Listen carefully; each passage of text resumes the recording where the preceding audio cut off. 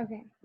Hi, Mavis. Nice to finally meet you. You Um, as Mavis, I'm just gonna read like your bio from the website from the center. well. Okay. Just to give you a proper introduction. Okay. Um, and for a little bit of background, Mavis is from the organization that was previously known as the Center for Prisoner Health and Human Rights, and they were a beneficiary of Black Health Matters, the fundraiser that NUGHI and SAPR collaborated on previously over the summer. And Mavis is the executive director of that program that is now known as the Miriam Center for Health and Justice Transformation. And previously, Mavis worked in the public sector for over 7 years, managing a treatment, prevention, and intervention delivery system for uninsured and underinsured populations. A portion of this work included implementation, monitoring, and evaluation of HIV early intervention services, which included testing and counseling, as well as prevention services with a specific focus on women and minority populations. Furthermore, she helped to develop primary prevention strategies in the areas of information, dissemination, and education. She works directly with a plethora of community and state-based agencies, including the Rhode Island Departments of Corrections and Health, the Attorney General, and the Governor's Office. Additionally, through her work with the center, she has developed relationships with community-based providers in behavioral health and services targeted to justice-involved populations. So thank you so much, Mavis, for joining us.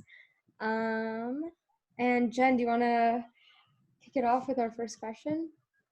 Okay, yes. So thank you so much for coming. Your expertise is so perfect because it intersects both like health and incarceration and all of that. So first, we just want to kick it off and ask what drew you to health advocacy and decriminalization work. You can answer that broadly, however you like. Well, first of all, thank you all for the invitation. I greatly appreciate it. And also thank you for your fundraising efforts. The money that was raised is going directly to justice impacted people for things such as clothing, food, shelter, and some training and education. So thank you on behalf of all of the good folks in Rhode Island. So what drew me to this work? You know, I did not start off as like, I want to go sort of into this world. I thought I was going to be an attorney. And I thought I was going to do like, you know, I thought I would do public interest work or civil litigation or something to help folks for the good of the order. And then sort of I had an opportunity that I couldn't resist to get MPA, which is a Master's in Public Administration. And that kind of started me on my management career. But I always stayed close to public service in one form or another. And I ended up really, you know, working in terms of the health aspect of it, working in behavioral health. So working with individuals who had substance use disorders and then mental health issues and challenges. And doing that work, obviously there's this like great intersection with the criminal justice system in particular. And I mean, I started as an intern where you all were in college at the Rhode Island Public Defender's Office. So I already had sort of a background and an inclination to sort of helping what I consider our most vulnerable population. And, you know, after doing that work and seeing the deep intersection and some of the root causes, you know, that sort of led me on my criminal justice sort of aspect of my career, but always melding the two worlds together of health and public safety and public health, along with criminal justice. And then I was asked to manage Pennsylvania's clemency process, which was a huge eye-opener for me. And so the clemency process in Pennsylvania includes commutations, reprieves.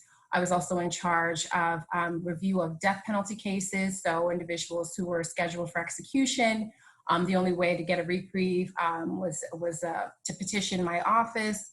Luckily, the governor put a moratorium on executions. And so that work was eye-opening for me. I got to see sort of the end result, what we call the collateral consequences of a conviction, which for individuals who had, you know, served their time, had tried to reestablish them in their communities, were still suffering some 10, 20, 30 plus years after a conviction with things that you and I take for granted, like, you know, being able to travel, being able to travel internationally, in some places being able to vote, being able to hold public office, certainly no possession of any sort of firearm to protect themselves or their family.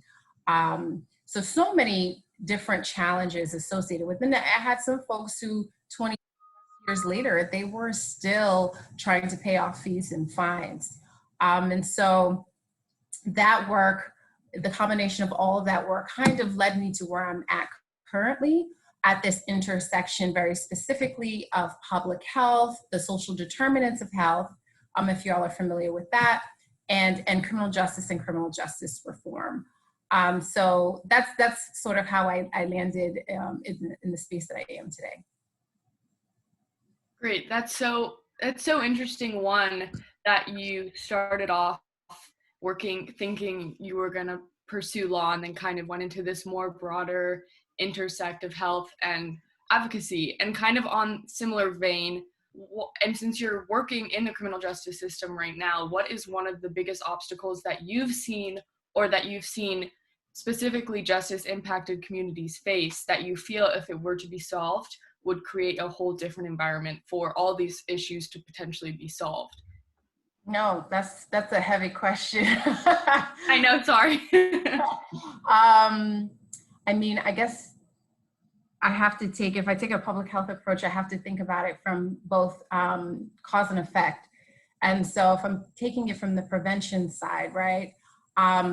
You know, we as a society, our government just have to do a better job of equity for everyone, in terms of educational access, in terms of where you live not being a barrier to obtaining an education, to being able to eat and drink healthy food and water, and being able to go to high quality educational to school and to obtain education, and workplace, and all of the sort of determinants, right? And so we don't currently do that. There are still communities that are redlined. There are still communities that are, just deteriorated and dilapidated, and which there is no new investment, and the investment comes in, it becomes gentrified. There is still barriers, systemic racial barriers, as we know, to accessing loan, to be able to, purchase home, purchase property. So all of those sorts of things, we have an equity issue in this country, in some respect, because there are folks who are, even with the moniker of progressive, who really don't want to enact policies that really sort of create equity for everyone. We still in this country have not figured out a way to repair the harm of slavery, of the genocide of our native population. I mean, they still don't even own their own lands, So historically, we've just done a poor job as Americans in sort of repairing the harm that we've done directly to our BIPOC and other oppressed communities. And so until we start to do that, it's going to be very difficult, if I look at this from the prevention side, to think about criminal justice reform. It's a monster of its own making right now. We have a private prison industry. They lobby hard. We have prison industry where folks are being paid nothing to make a lot of the goods and services that are used industrially in state governments all over the country, to produce products and materials that people are not even aware of that they're involved in. And in a lot of ways, the prison population is also used as a guinea pig for a lot of experimental treatment and other things. So it is, quite an undertaking to really dismantle all of the pieces of the system that have created our modern day prison system in this country. So until we really look at doing those things so that our future generation, our children, our children's children have a fair shot, and that includes, how folks end up in the criminal justice system anyway. So we're talking about police, and we're talking about public safety, and all of the sort of public goods and services in getting a revamp. So that's on the prevention side. On the back end of the system, which is really for me when you start at like, okay, I'm an African-American woman, I'm driving a certain type of vehicle and I get stopped, you know, what then becomes the engagement with law enforcement, what then ends up happening when I get arrested, what happens when I go before a judge and I'm issued bail or not. And that's even before then I get into a correctional facility and before a judge and get sentenced. And I think there's a lot of folks working a lot of different aspects of it. You know, some people are working on the bail aspect of it. So there's obviously movements to get rid of bail. There's obviously movements to just abolish the way that the police operate today and redirect funding in other ways. All of those sorts of things, if they're successful to some degree, will certainly help in terms of the flow of people into the system, but it will not course correct what is a punitive and deeply flawed system that was really meant and designed with the idea of free and slave labor. So, you know, unless we have a real deep reckoning of that as a nation and true courage in our leadership, then I think we're a little challenged. But I mean, you know, we're further today than we were, you know, yesterday and the day before that and the day before that.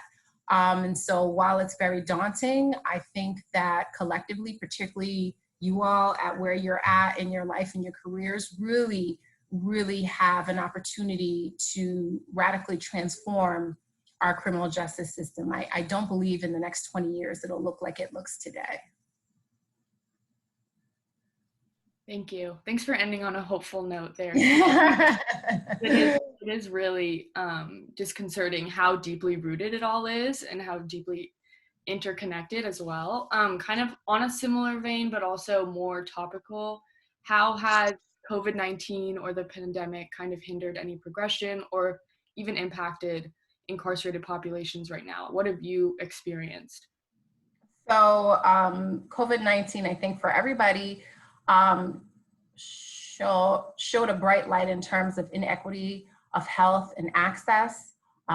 We know that BIPOC communities are overrepresented in terms of COVID transmission, and they're also going to be underrepresented in terms of access to vaccinations. And that's the case for any sort of disease that we can name off the top of our head: cancer, diabetes, you name it. It is just how our system functions.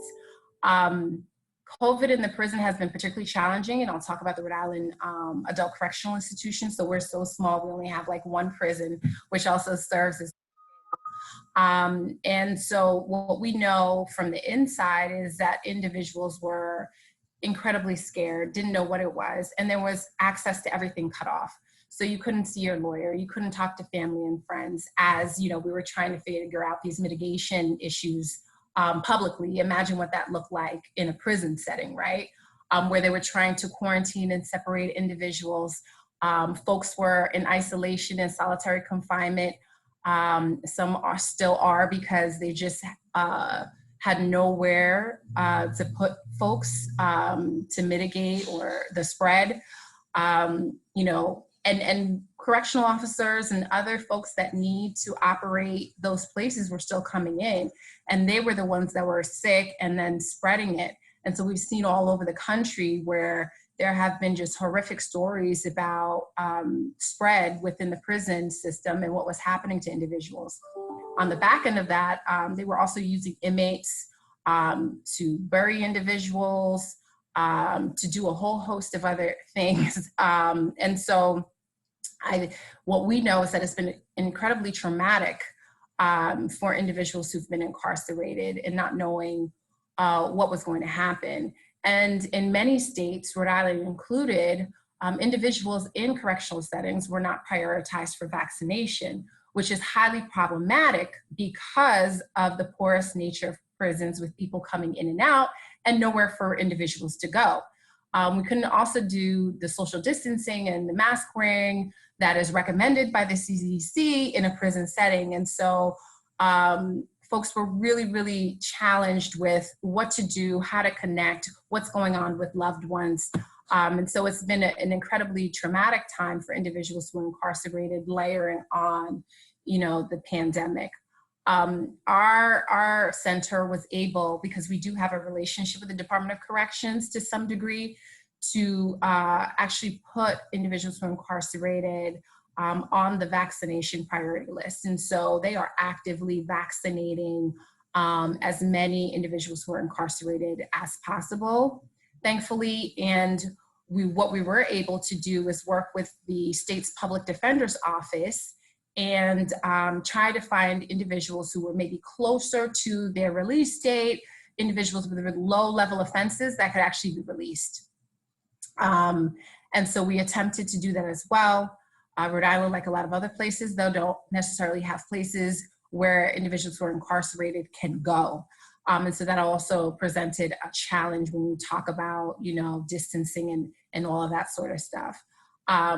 But the COVID pandemic, really, really sort of illuminated a lot of issues for prison reformers, and I think also for prison administrators, in terms of how they continue to deal with outbreaks and pandemics. Now, to be clear, COVID is not like the first, health issue that's caused a spread. I mean, you think about chickenpox. Anything can happen when you have individuals coming in and out of congregate settings, right? They can bring any sort of manner of disease. And I think that it's an opportunity now for prison administrators to really get serious about their planning and coordinate with the judiciary and with attorney generals and district attorneys around how do we get people out. Interestingly enough, when we were somewhat successful in getting some folks out, it was like, why were they incarcerated in the first place if they could get out? Like, you know what I mean? Why did it take a pandemic for you to realize, oh, okay, they're a low-level offender, the risk level is low, they really shouldn't just be sitting in prison doing anything. And that was the real, scoop at the end of the day. So I think reformers are going to continue to talk about what was unveiled and some of the lessons that we've learned and are currently learning as we move through this pandemic. Yeah, I think that's a really important point, and I'm actually going to tail off of that for your next question, is just how the pandemic has kind of surfaced a lot of the ways that the criminal justice system in the US has failed, and a lot of that is criminalizing minor offenses, which I know is something that you're really passionate about and your work has been really oriented around. So if you could speak on what some of your biggest takeaways on that whole issue is and what you feel is like our next couple steps as a society in solving that. So, we use the term decriminalization, and typically I think,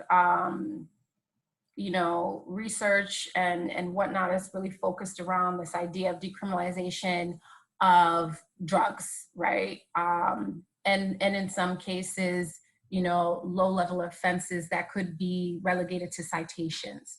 So what we would do with someone who is speeding in this country is we're not like sending them to prison, right? We're typically giving them a ticket, they go before a judge, they pay a fine, and they go about their business. And so for us, decriminalization is really the idea of not just, possession of drugs or use of drugs, but it is the idea of decriminalization of things that really are triggers for poverty. We have individuals who are arrested for homelessness, for public drunkenness, for sex work, for all of the sorts of types of things that are really the saving grace and behavioral health challenges for folks, as opposed to what people consider criminogenic factors that necessitate being incarcerated and away from other people.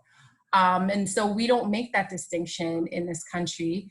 And because of the opioid epidemic, as we call it, it has sort of forced states, district attorney offices, law enforcement to look at the idea of incarcerating individuals with drug issues a little bit differently.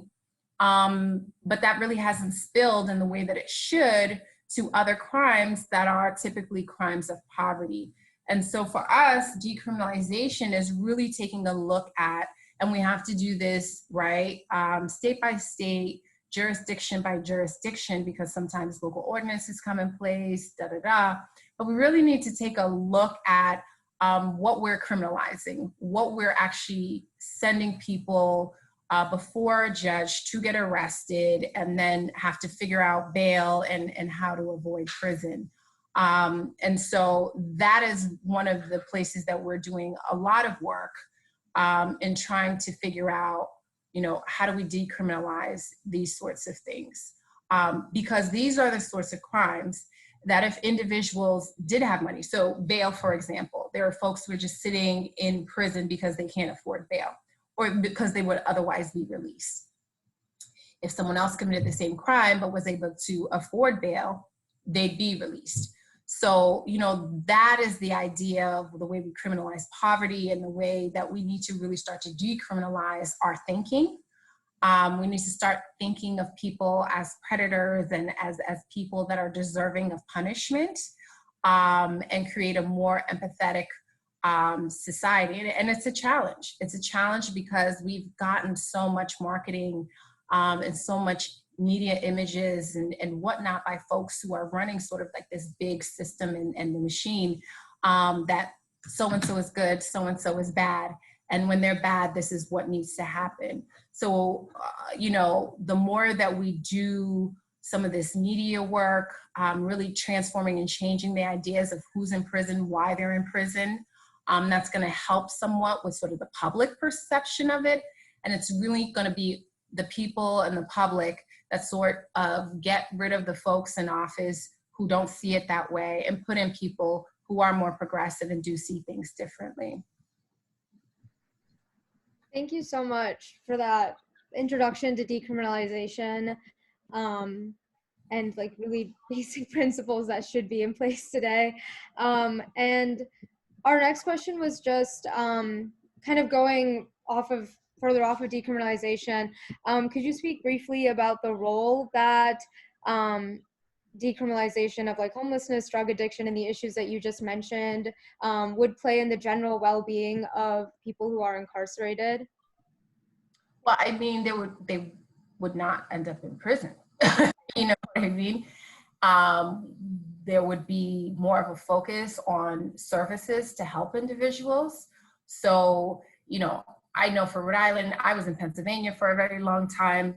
And in every single state, the correctional budget line is the biggest cost driver of the budget. And really, there's nowhere to go because you have to find a place to put people who are sentenced, right? So if we were able to think about doing things differently, states would have a lot more money to invest in housing, to invest in education, to invest in other sort of services to help people.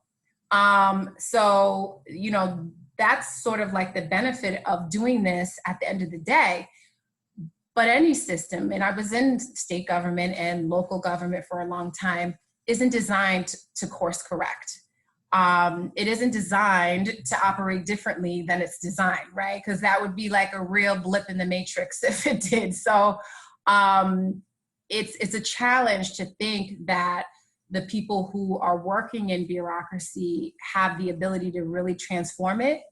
I think folks are doing the best that they can for the most part, but it is really going to take leadership at the highest levels to create a new and different version of criminal justice, and the way in which it's managed and administered, for there to be like significant, change.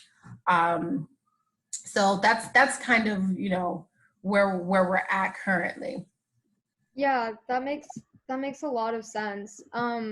So could you speak on some of the aspects of the justice system currently in place that cultivate non-communicable diseases amongst incarcerated populations, specifically like mental health issues? So, if I get your question correctly, you want me to speak to the proliferation of disease in the prison? Yeah, like communicable or non-communicable, like regarding mental health or like respiratory illnesses. The prison setting is rife for the proliferation of mental health and physical health challenges, right? As I said, they're very porous communities with people coming in and out. And so they bring and they're carriers of things. And when you can't go anywhere or do anything, you're really subject to contracting a lot of those sorts of diseases. For a long time, our prisons were not screening properly for communicable diseases. And so there was a lot of transmission of things like herpes and STIs, and just because that's in the general public anyway. But imagine in a very congregate, truncated setting, there's nowhere for folks to go, and so there is a lot of ample transmission. Also, too, our medical apparatus in our correctional settings are not regulated in the way that hospitals and other institutions of care are. So it is left internally for that to happen. So without those regulations, there's bodies like JCO and CARF that come in and say, as a hospital, you're supposed to do X, Y, and Z. When you're providing medical care, this needs to happen. You have to have this type of sterilization. You use this type of needle. You throw out this. So everything is regulated. And that's just not the case in our correctional settings, which also creates this opportunity for transmission of a whole host of things and for there to be inadequate care. And the irony is that prison is the only place that's constitutionally required for there to be medical care. So, we don't have, Medicare for everybody in this country, right? But you would if it was prison, but it's wholly inadequate and leads to a lot of the challenges that we see. The other thing is when you do enter prison, and particularly if you have a longer sentence, on average, 50% of the people who are incarcerated have some sort of chronic illness. And the reason is because they're typically coming from communities where they did not have access to, say, primary care, certainly not specialized care, right? And then you extrapolate that with what we know of the demographics of people in our prison system who are, primarily our Black and brown folks. You can see clearly why there's these sort of challenges. And that also includes access to mental health treatment and to substance use treatment. And so that's why we see so much of that in the prison setting. And because you are in this, isolated setting and you're having this very traumatic experience that you are sharing with other people, certainly things are going to spread. And whether that's disease or whether that's, challenges of being incarcerated and doing things that are, mentally against your health and well-being, you're going to see all of that in the prison setting. For folks who were in HIV particularly, and the AIDS work, we saw, crazy eruption of HIV, hepatitis in correctional settings. And everybody was just saying, it's being spread through actual intercourse. And that was not always the case. There were folks that were bringing disease into the facilities, and there were people who were coming with HIV who were not screened, who were not tested. We did not have universal testing of everybody coming into the prison for disease. And there are so many ways to pass transmission if there's an exposure of blood, for example. And so there's, and then other sort of communicable diseases. So, what we learned from the spread of HIV and AIDS is that we need to screen folks, right? We need to figure out who may have an issue and then provide them proper care. And that's care that's happening while they're incarcerated. And then best practice is to create care linkages post-release, right? So when they are back in the community, they're not going to continue to spread disease. They're not going to continue to suffer with the mental health issue, but that they have access to medication, that they have access to primary care. that is still a challenge across this country. And so folks continuously end right back into the system.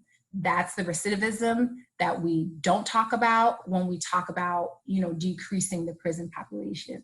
The numbers may be going down, but for the individuals with chronic illness, with chronic issues such as substance use disorder and mental health, they continue to return back to prison over and over again. Thank you. And earlier you mentioned that medical resources are not held to the same standards in prisons as they are outside. And I was just wondering if you could elaborate on that. So just like kind of talk more about the nature of medical resources in prisons, like for example, like even just access and quality, and also like the role that culturally competent or lack thereof doctors play when treating patients. Sure. So, every state prison, and you have to differentiate between jails and prisons, right? So jails are by local officials. Not every state, like Rhode Island, we don't have like a jail system. We're a unified system. We're small. So our prison ends up being our jail. But then you take a place like Pennsylvania that has like 60 plus counties. They have jails in almost every single county. And then they also have like somewhat like 9 or so state correctional institutions spread out. And typically jails is where people start, and then the prison is where they end up, right? And so there's medical issues at both places. By and large, anywhere from 50 to 70% of people coming in will have some issue as it's related to substance use disorder and or a mental health issue. So they're being arrested because they might have hit someone, but they're intoxicated, they're high, they may be going through something, major depressive disorder, something, right? That is actually the bulk of people who end up getting arrested and then end up in jail. Everyone else is doing everything else, but that's such a significant number. So when they're in the jail setting, jails are typically not resourced, right? So you're talking about to figure out how to fund all of the other sorts of services, and then very specifically create this whole sort of medical apparatus within the prison. And it just isn't a priority because there are not the same requirements of medical care, quality of care that they are for medical institutions outside of prison. And part of that is because the government says, well, that's your dime. So any sort of care for medical issues is not on the federal government. It is completely on the state. And so they say, states, you figure it out. You know what I mean? And so that's part of one of the challenges, because from community to community, what that community has in terms of revenue, what they spend is very different. And so you're not going to get the same type of care community to community where their jail is. Statewide, it's on the state's dime. And so the state also has to figure out budget-wise, it costs upwards of hundreds of dollars a day, right, to incarcerate someone. That doesn't include the cost of medical care. And if you had someone that's coming in that has cancer, okay, by the law, by Constitution, you have to provide cancer treatment. It doesn't tell you the level or the quality of that treatment, right? Because that's not regulated.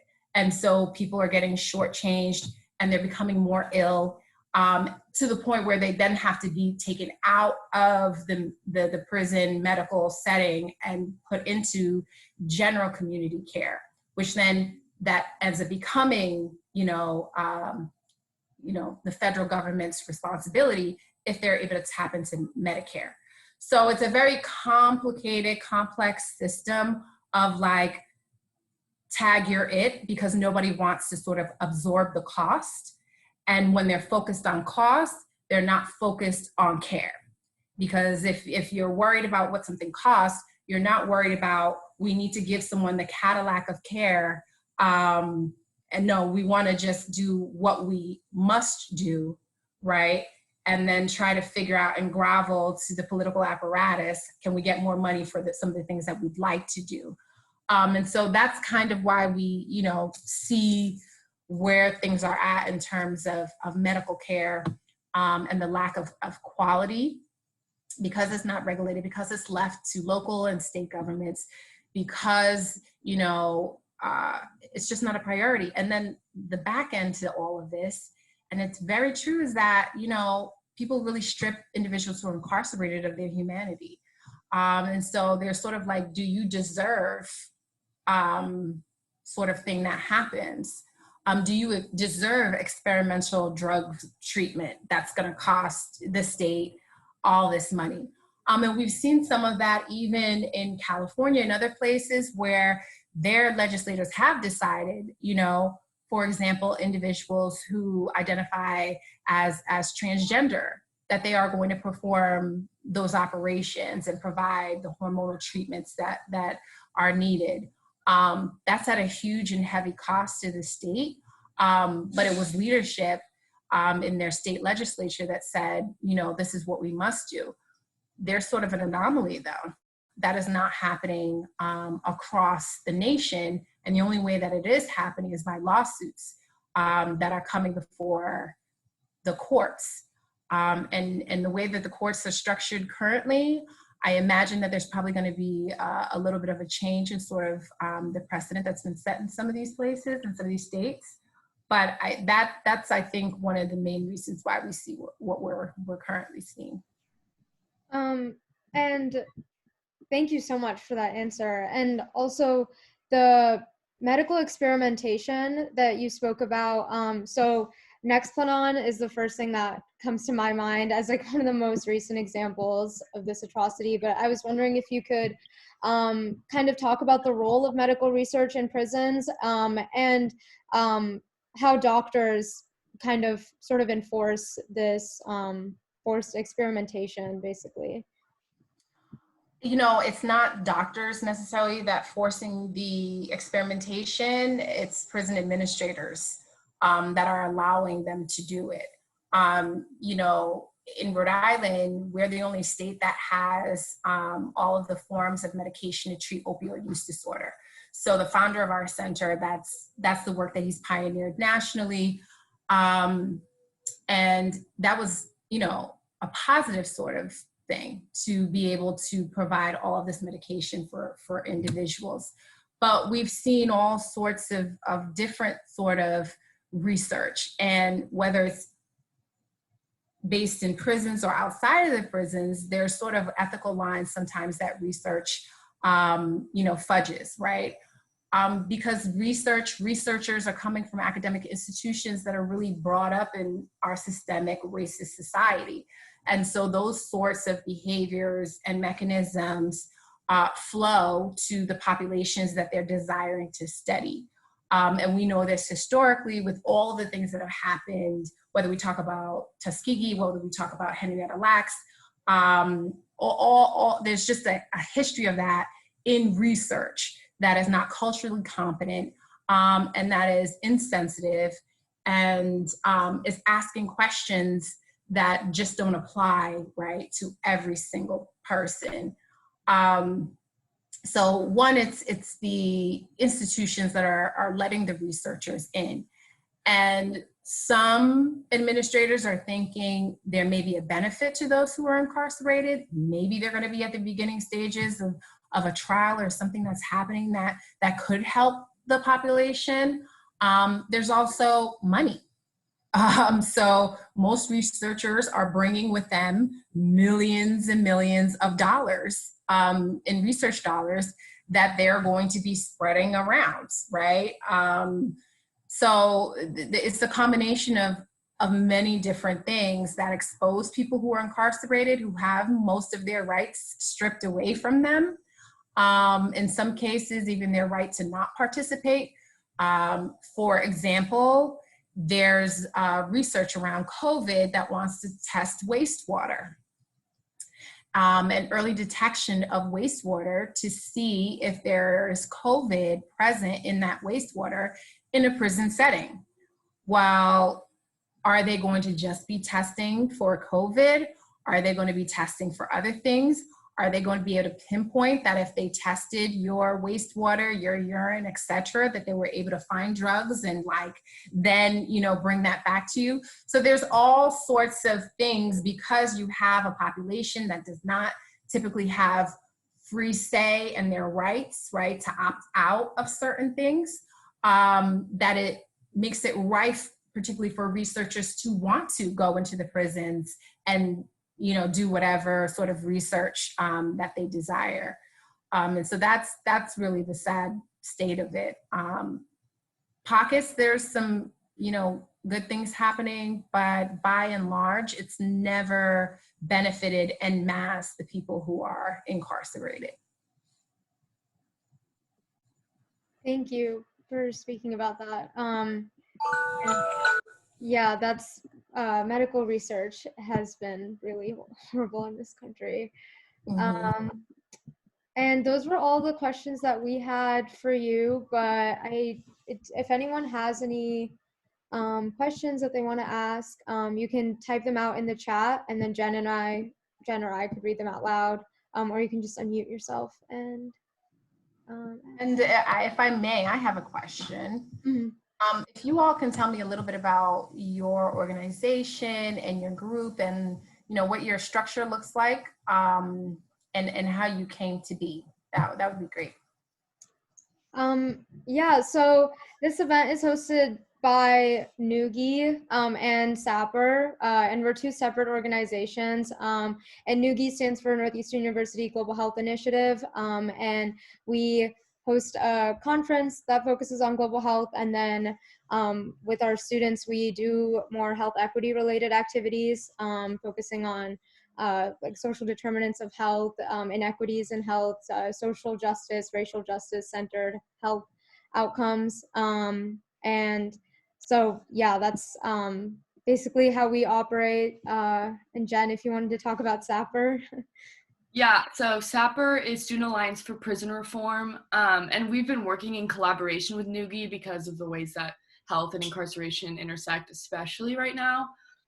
But we usually focus on just like issues within criminal justice reform, very action oriented at the moment because we can't really have a lot of discussion based meetings. So we recently did a mask drive, which we donated to the New England Innocence Project, and now we're doing the book fund drive, which I told you about. So it's just initiatives like that, and then we also come together just to discuss like current events and different policy initiatives going on, especially in mass. Yeah. Thank you. Of course. So if anyone has any questions, feel free to unmute yourselves. Go ahead and ask them. Okay, so you said how criminal justice reform was a whole beast, and it'll take quite a bit of time to get that sorted. So do you think there's an alternative to help the prison population, especially when they get out of prison, because of the extremely high rate of prisoners that are re-incarcerated after they get out? Are there certain programs like government incentives for businesses to hire prisoners, or maybe to get criminal records off, like a permanent record for jobs, or something of the sort to help prisoners after they get out of prison? I think you had a couple questions in there. The first part, in terms of other models, so around the globe, America has the reputation of being like the number one incarcerator, right? And it's not in relation to the level of crime. It's just that we choose to address things from a punitive perspective. So New Zealand always becomes like one of the standards because they have a very different model of incarceration. And for the folks who do end up becoming incarcerated, they're not in sort of like barred, you know, institutions with guards everywhere. They're in more like dormitory campus style settings where they have freedom of movement.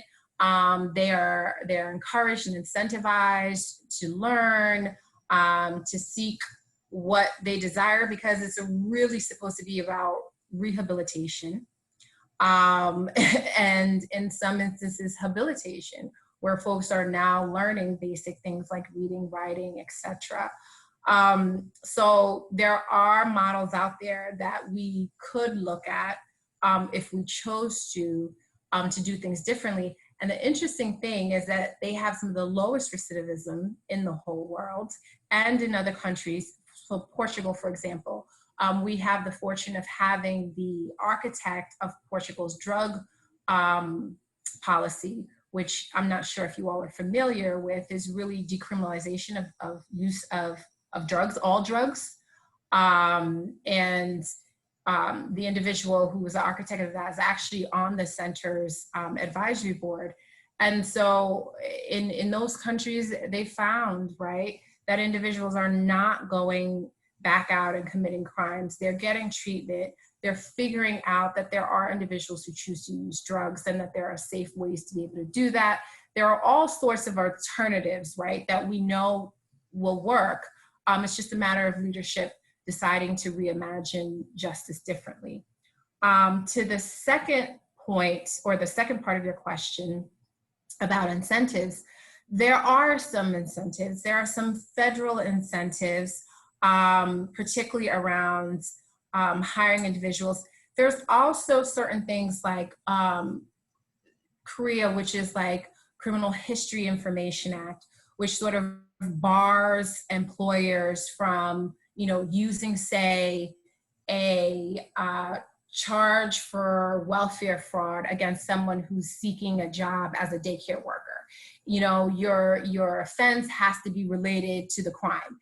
You can't just flat out discriminate against someone because they have a record, for example.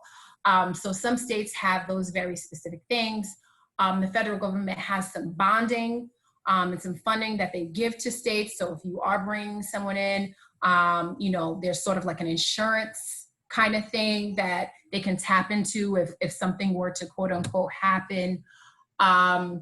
There are initiatives across the country called Ban the Box, which is, asking employers not to ask for criminal histories, or individuals don't have to report it if it's been a certain amount of years past their offense and they haven't reoffended. Right now in Rhode Island, we just passed in the last session fair chance licensing, which is a huge movement nationally, where individuals who have criminal histories are not barred from the ability to get an occupational license. So everything from being a hairdresser and a barber to being a CNA, which is a certified nursing assistant, really opportunities that are tailor-made for individuals with convictions, because typically the door is closed to going to get a job. And so these licenses give them the opportunity to become employers and entrepreneurs, right? And work for themselves or create businesses. So there's a whole lot of incentives and policies out there, if states choose to enact them, that does help employers, does help individuals, even though they may have a record, to answer your question. Thank you for that question, and thank you, Mavis, for your response. Does anyone else have any more questions? We'll probably allow like 2 more questions, because we are almost out of time. I wanted to ask a question if I could. Hi, my name is Lily. Thank you so much for that. That was really like educational. I feel like I learned a lot during that. But I wanted to ask about like are there any specific initiatives in the United States that you found to be like especially promising or effective in addressing these disparities? Because I know you had mentioned like New Zealand and also like other countries using decriminalization policies, but in the US specifically, have you found anything to be potentially promising in this front? There's a lot of promising things. It depends on what part of the system you're looking at. So if you're looking at law enforcement, there hasn't been a whole lot of things that are promising in terms of reducing the contact with police. But there are things out there like LEAD in Seattle, for example, which is, informs the police on ways to work with individuals they come across who may have a substance use problem or a mental health issue. So rather than incarcerating them, They're then sending them to other places for services, for detox, for example. They might need to go see a doctor if they're having like, a mental health episode. So there are some evidence-based models like that are happening.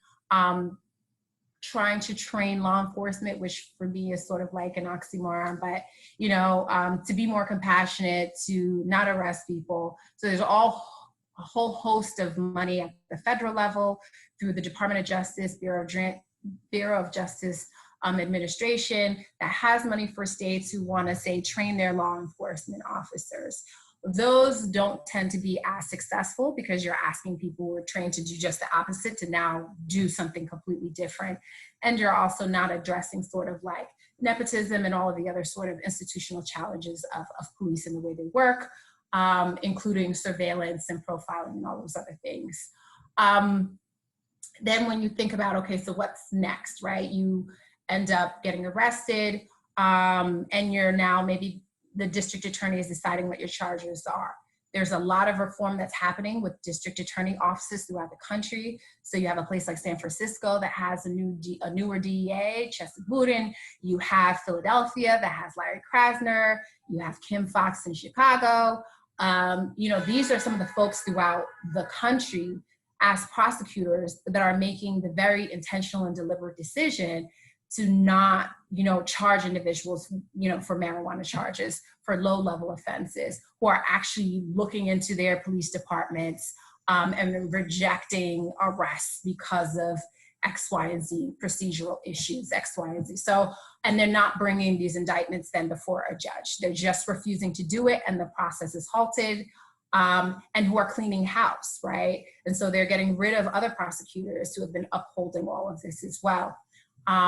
So we see a lot of examples of that that we can draw from, which, interestingly enough, has not exacerbated crime, right? It has not been the principal reason that crime has gone up in any measure by the research. So then you go to the judiciary. That's the hardest place, but in places like Pennsylvania, where the judges are all elected, vote their asses out. You know what I mean? If they're not doing what you need to do, vote them out. Case in point, and I'm not trying to be political, Pennsylvania's legislature, both the House and the Senate, are solidly Republican and have been forever. The governor changes parties, every 4 years, 8 years. It's like a Democrat is a Republican, but the legislature stays pretty much Republican. It's been like that because they gerrymandered the hell out of the judicial maps. That's a different story. But about 5 years, a little over 5 years ago now, there was a big movement to remove most of the justices who had a Republican majority, and they were able to turn out the vote in places like Philadelphia and Pittsburgh, and the bench became Democratic. And had the bench not been Democratic, honestly, we would have a different president right now. So elections matter, you know what I mean? And they trickle all the way down. They trickle down to sort of what judges come in, right, to decide cases and what they're going to do in terms of sentencing, particularly when they're given the wide latitude that they have, right, to decide a sentence, to decide what they're going to do. So you can look at that. There's some progressive judges. I just saw a judge in the jurisdiction escapes me, but he was an African-American judge. He had an African-American defendant. He had a white prosecutor who picked an all-white jury. And he said, I am actually going to dismiss the whole entire jury because there's not one person of color in this entire jury pool. And I don't think that we're going to be able to uphold our constitutional mandate, right, of a jury of your peers. That doesn't happen all across the country. So we have some judges that are coming in now who are doing things of that nature. In Rhode Island, we have 12 out of 90 judges who happen to be persons of color. That's it. And we only got the last 5 this year. So it was even less forever and ever. And the first African-American justice, Supreme Court justice, but that was never the case before.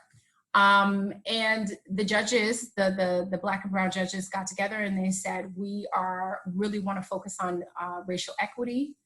And so they've created a whole committee that is looking at sentencing, looking at themselves. And you can imagine the pushback that they're going to be getting, right? So little by little, there's some movement there. And then after that, you look at then the actual prison setting. And that is where we're really challenged. A lot of our correctional administrators have been doing it for a very long time. These are jobs that are typically, picked by the governor, right? As a thank you to a supporter, someone that's been doing the work a long time. So there's quite a bit of reform that needs to happen there. And without that type of reform, then we're really not going to change the conditions within our prison and jail settings so much. But, I just kind of gave you a scaffolding of like all of the different areas where within this massive system, there is room for states and advocates and people who are concerned to pull and draw examples from that we can maybe use nationwide and in other jurisdictions. But we have to remember everything is local, all politics are local, and our judicial system, right, is our prison systems are local, unless obviously it's a federal crime. The federal government has been able to do more reform than a lot of states, right, because they can, and so it's just very, very different for states and local jurisdictions. Thank you so much, Mavis. I'm going to stop recording.